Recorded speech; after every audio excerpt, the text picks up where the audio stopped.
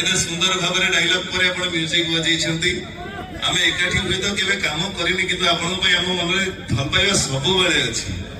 धन्यवाद आहरी डायलॉग कहबी डायलॉग कहवा गोटे छोटिया कथा शुणा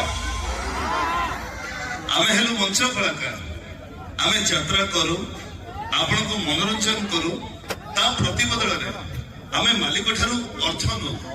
आम पाउना नौ जो आम घर चले आम दैनंदिन जीवन खर्च से चले किंतु ये हूँ एमती गोटे मंच जो मंच जो कलाकार लोड़ा से माने प्रोफेशनल कलाकार नुहंती से माने होचंती आपण अंचल पुओ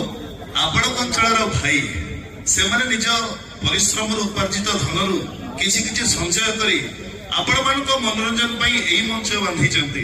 तेणु आशा करी एवं जमी अच्छा सका जाए सेमती रही प्रत्येक कलाकार को उत्साहित करेंगे मनोबल को आहरी सुदृढ़ करेंगे।